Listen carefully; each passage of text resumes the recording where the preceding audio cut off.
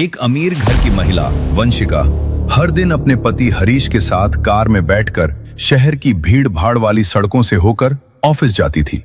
बाकी लोगों की तरह यह ट्रैफिक उनके लिए आम था, लेकिन रेड सिग्नल पर रुकते ही कुछ ऐसा होता था जो वंशिका के दिल को छू जाता था। जब उनकी गाड़ी ट्रैफिक या सिग्नल पर रुकती तो छोटे छोटे बच्चे उनकी गाड़ी को घेर लेते। कोई सामान बेचता, कोई भीख मांगता, और उन्हीं में से एक था आर्यन। वो 10 से 12 साल का मासूम सा बच्चा था। कभी वो गुब्बारे लेकर दौड़ता हुआ उनकी कार के पास आता, कभी उसके हाथ में किताबें होती तो कभी वो रंग बिरंगे फूल बेचता। उसकी मासूमियत और मीठी बातें वंशिका को बहुत अच्छी लगती थी। एक दिन वो उनकी गाड़ी के पास आकर बोला, आंटी गुब्बारा ले लीजिए, रंग बिरंगे गुब्बारे हैं। वंशिका मुस्कुराई और बोली, मैं इनका क्या करूंगी? आर्यन बोला, आंटी अपने बच्चे को दे देना, आपके बच्चे खुश हो जाएंगे। वंशिका हंसते हुए बोली, अरे मेरे बच्चे नहीं हैं। आर्यन ने मासूमियत से सिर हिलाया और कहा, आंटी ले लो ना, सुबह से एक भी नहीं बिका है। उसकी ये बात वंशिका के दिल में उतर गई। उन्होंने आर्यन से 2 गुब्बारे खरीदे और उनकी कार आगे बढ़ गई। कई दिन बाद फिर से उसी सिग्नल पर वंशिका को आर्यन खड़ा हुआ दिखाई दिया, लेकिन इस बार उसके हाथों में किताबें थी। वंशिका ने मुस्कुराकर पूछा, क्या बात है, आज गुब्बारे नहीं हैं? आर्यन बड़ी मासूमियत से बोला, आंटी गुब्बारे फट जाते हैं जिससे काफी नुकसान हो जाता है। आज आप किताब ले लीजिए, बस 20 रुपए की ही तो है। जरूरत न होने के बावजूद वंशिका ने किताब खरीद ली। धीरे धीरे उन दोनों के बीच एक अजीब सा लगाव पैदा होने लगा और वंशिका को आर्यन बहुत अच्छा लगने लगा।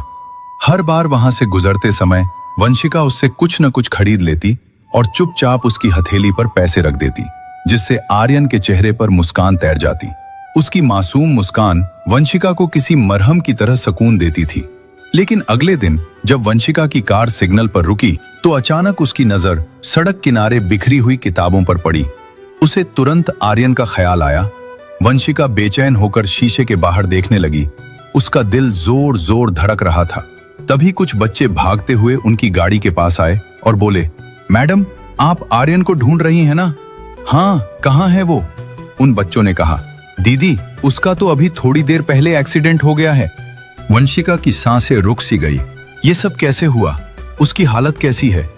बच्चा बोला, दीदी एक कार वाला उसे टक्कर मारकर भाग गया। उसका सिर फट गया था। लोग उसे अस्पताल लेकर गए थे, लेकिन हमने लोगों को बातें करते हुए सुना है कि उसका बचना बहुत मुश्किल है। वंशिका के हाथ कांपने लगे। न जाने क्यों उसकी आंखों से आंसू बहने लगे।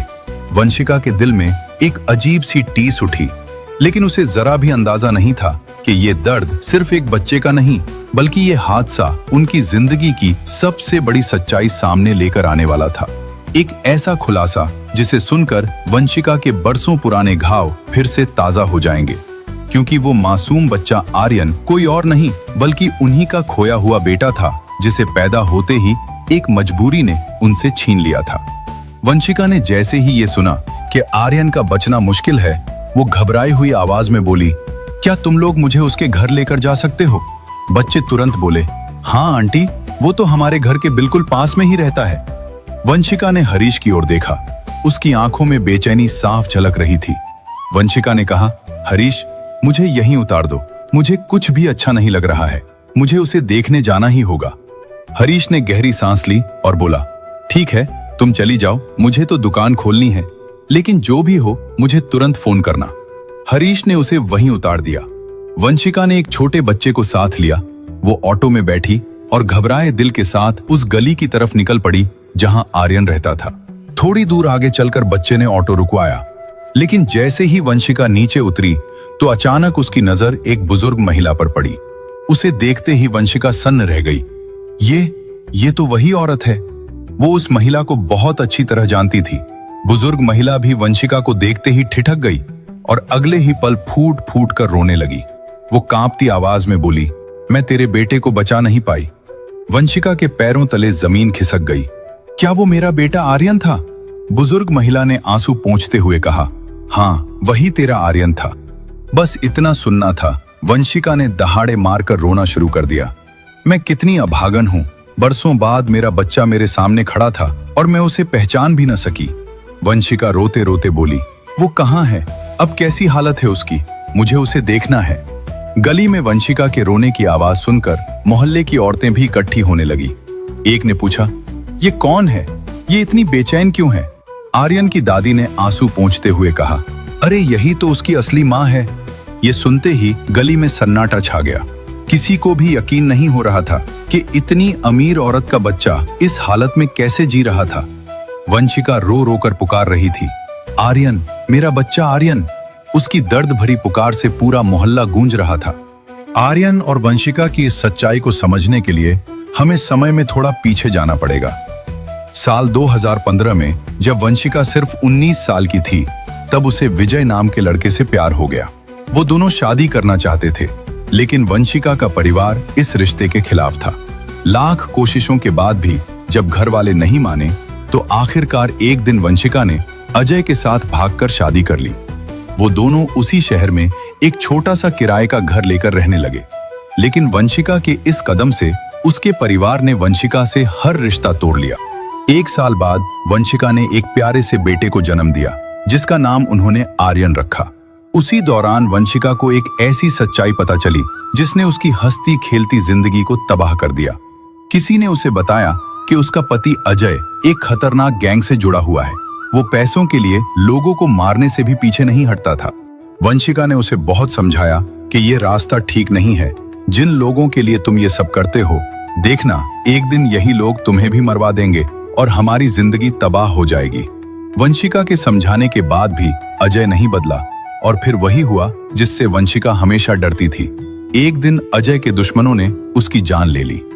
अजय की मौत के बाद वंशिका टूट गई। अब उसके पास ना तो घर था, ना कोई सहारा। वो मायके भी नहीं जा सकती थी। अगर उसके पास कुछ था तो उसका बेटा आर्यन था। अब वंशिका के जीने का आर्यन ही एक सहारा था।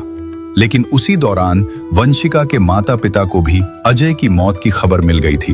वो लोग वंशिका के पास आए और बोले, बेटी, जो हुआ सो हुआ, लेकिन तू अभी जवान है, हम तेरी दूसरी शादी करा देंगे, पर उसके लिए एक शर्त है, तुझे इस बच्चे को भूलना होगा। ये बात सुनकर वंशिका सन्न रह गई। वो हकलाते हुए बोली, मैं अपने बच्चे को कैसे छोड़ दूं? उसके घर वालों ने उसे समझाया कि अगर ये बच्चा तेरे साथ रहेगा तो फिर कौन तुझसे शादी करेगा। इसी दौरान अजय के माता पिता भी वहां पहुंच गए। उन्होंने भी वंशिका को समझाया कि बेटी, तू दूसरी शादी कर ले, आर्यन को तो हम पाल लेंगे, ये हमारा भी तो बच्चा है। बहुत सोचने समझने के बाद नम आंखों से वंशिका ने अपना मासूम आर्यन उसके दादा दादी को सौंप दिया और अपने माता पिता के साथ चली गई। वंशिका के माता पिता ने अपनी बेटी के अतीत को भुलाने के लिए हरीश नाम के लड़के से उसका रिश्ता तय कर दिया। लड़का अच्छा और संस्कारी था, इसलिए कुछ मुलाकातों और बातचीत के बाद परिवार वालों ने हरीश और वंशिका का रिश्ता तय कर दिया। लेकिन इस रिश्ते की नींव एक बहुत बड़ी सच्चाई को छिपा कर रखी गई थी। हरीश से वंशिका का अतीत छिपाया गया। उसे बताया गया था कि वंशिका अविवाहित है। कुछ दिनों बाद उन दोनों की धूमधाम से शादी हो गई। शादी के बाद वंशिका मुंबई आ गई। हरीश मुंबई में ही रहता था। वंशिका की सुंदरता और उसकी शालीनता से वो इतना प्रभावित हुआ था कि शादी के बाद वो हर किसी से यही कहता था, मैंने दुनिया की सबसे अच्छी लड़की से शादी की है। हरीश की हिल रोड मार्केट में मोबाइल की बड़ी दुकान थी, जिसे चलाने के लिए कर्मचारी रखे हुए थे। उसका काम इतना अच्छा चलता था कि घर में कभी पैसों की कमी महसूस नहीं होती थी। धीरे धीरे वंशिका भी दुकान पर उसका हाथ बटाने लगी। वो दोनों साथ में काम करते, एक साथ बैठकर चाय पीते। वंशिका हरीश के साथ हंसी खुशी जिंदगी गुजार रही थी। लेकिन किस्मत का खेल देखिए, जब वंशिका की दुनिया संभल ही रही थी, तभी अचानक उसके छोड़े हुए बच्चे आर्यन की जिंदगी में फिर से तूफान आ गया। उन दिनों आर्यन के दादा का अचानक देहांत हो गया। उनके जाते ही घर के हालात खराब होने लगे। आर्यन की चाची रोज झगड़ा करने लगी और ताने मारने लगी कि इस बच्चे की माँ तो इसे छोड़कर भाग गई है, अब हम ही क्यों पालें? इसे अनाथ आश्रम दे दो, कुछ तो बोझ कम होगा। लेकिन आर्यन की दादी किसी चट्टान की तरह अडिग थी। वो कहती थी, ये तो मेरा अजय है, ये मेरे बेटे की आखिरी निशानी है, मैं इसे कहीं नहीं जाने दूंगी। आर्यन को लेकर रोज रोज झगड़ा होने लगा। एक दिन आर्यन की बड़ी बुआ वहां आई। उन्होंने देखा परिवार में हर तरफ तनाव ही तनाव है। बुआ ने दादी से कहा, माँ जी, अगर घर में इतना झगड़ा हो रहा है तो आप आर्यन को मुझे दे दो। मेरे 2 बेटे हैं, मैं इसे भी अपने साथ मुंबई ले जाऊंगी। दादी ने तुरंत ना में सिर हिलाया और कहा, नहीं, मैं किसी पर भरोसा नहीं कर सकती। जब तक मैं जिंदा हूं ये मेरे साथ ही रहेगा। बुआ ने समझाया कि ठीक है माँ जी, आप भी मेरे साथ चलिए। इस तरह आर्यन अपनी दादी के साथ मुंबई आ गया। समय बीतता गया। आर्यन अब 10 साल का हो चुका था। वो थोड़ा शरारती हो गया था और दुनिया को अपने ढंग से समझने की कोशिश कर रहा था। एक दिन उसने देखा उसकी उम्र के बच्चे रोज पैसे लेकर घर लौटते हैं। आर्यन ने उनसे पूछा, तुम पैसे कहां से लाते हो? बच्चों ने हंसते हुए कहा, हम मुंबई की सड़कों पर रेड सिग्नल से गुजरने वाली गाड़ियों के पास जाते हैं और लोगों से मांग लेते हैं। आर्यन के मन में भी पैसे कमाने की इच्छा हुई। वो बोला, कल मैं भी तुम्हारे साथ चलूंगा। लेकिन उसकी दादी ने उसे सख्ती से मना कर दिया कि बेटा, भीख मांगना बहुत बुरी बात है। आर्यन ने नटखट मुस्कान के साथ कहा, दादी, मैं भीख थोड़े ही मांगूंगा, मैं तो गुब्बारे बेचूंगा। दादी चाहकर भी उसे रोक न सकी और यूं आर्यन ने कुछ गुब्बारे खरीदे और रेड सिग्नल पर बेचने जाने लगा। कभी फूल, कभी गुब्बारे, कभी किताबें, जो भी उसे सही लगता वो उसी को बेच देता। लेकिन उसी दौरान अनजानी राहों से उसकी असली मां वंशिका उसकी जिंदगी में आ चुकी थी। वो दोनों रोज एक दूसरे के सामने होते थे। वंशिका के दिल में उसे देखते ही ममता उमड़ पड़ती थी, लेकिन वो इसे इत्तेफाक समझती रही। वो दोनों पास होकर भी एक दूसरे से अनजान थे। वंशिका मन ही मन अपने बेटे को हर रोज याद करती थी, लेकिन उसके माता पिता ने उसे सख्ती से मना कर रखा था कि कभी गलती से भी आर्यन का नाम मत लेना, क्योंकि अगर किसी को पता चल गया तो तेरी जिंदगी खराब हो जाएगी। इसलिए वो चुप रहती थी, अपने आंसुओं को छुपाती थी और अगर वो कभी मायके जाती तो बस उसे इतना ही पता चलता था कि आर्यन अपनी बुआ के साथ मुंबई चला गया है। कितना अजीब इत्तेफाक था। माँ और बेटा एक ही शहर में थे, एक ही सड़क पर खड़े थे और एक दूसरे के साथ बातें भी करते थे, लेकिन यादें बहुत धुंधली हो चुकी थी। वंशिका ने कई बार उससे नाम पूछा था, उसके घर वालों के बारे में भी पूछा था और आर्यन ने उसे बताया था कि मैं अपनी दादी के साथ रहता हूँ, मगर वो ये नहीं जानती थी कि ये दादी वही हैं जिन्होंने उसके बेटे को पाल पोस कर बड़ा किया था। लेकिन आज वंशिका जब आर्यन को तलाश करते हुए उसके घर पहुंची और दादी को सामने खड़े देखा तो उसकी आंखें खुली की खुली रह गई और बरसों पुरानी यादें फिर से ताजा हो गईं। उसके दिल में ममता की टीस उठी। क्या सच में वो मेरा बेटा आर्यन था? दादी ने कांपती आवाज में कहा, हाँ बेटी, यही तेरा आर्यन है, लेकिन आज उसका एक्सीडेंट हो गया है। वंशिका चीख पड़ी, कहाँ है वो? मुझे अभी उसे देखने जाना है। दादी ने बताया कि उसे अस्पताल लेकर गए हैं।